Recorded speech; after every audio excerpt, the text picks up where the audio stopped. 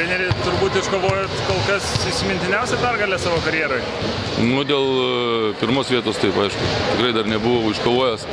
Ir manau taip. Trečia vieta buvo jau ne vieną, ne du kartus iškovota. O pirma taip, yra pirma.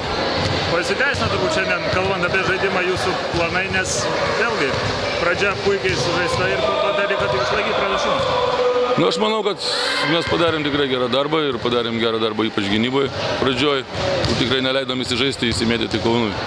Per pirmą kėlinį, kiek aš atsimenu, man atrodo, iš 11-0 įmetėt. Tritaškis paskui be abejo taip negalėjo būti, vis tiek pasiryš.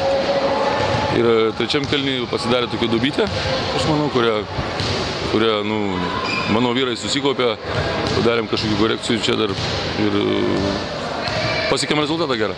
Pykot Kaune pabaigoje dėl iššvaistytos persvaros, bet tie 6 taškai turbūt šiandien ir buvo labai svarbus dalykas, nes komanda tikrai nebuvo atsipalaidavusi, nuo pat pradžių kovojo tarsi, ne tarsi, bet lemiamos rungtynės. Aš tai iškart sakiau, 6 taškai yra 0 ir aš manau, kad būtų buvo ir 15 taškų, mes tikrai nebūtume atsipalaidavę, būtume žaidę visą jėgą, dėl to, kad šaunuoliai žiūrovai, džiaugiuosi už juos, kurie tikrai susirinko taip gausiai, mes žaidžiam ne dėl kažko, žaidžiam dėl tų žmonių, kurie ateina, žaidžiam dėl savo žmonų, dėl savo vaikų, dėl savo šeimos, kurį žiūri, mato ir tik tai jiem ir ačiū.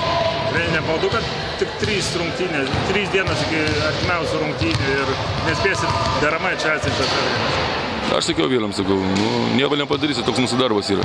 Visi šventimai yra po sezono, dabar pasidžiaugiam širdį, gali sakyti taip, ir ruošiamės jau LKL-ui.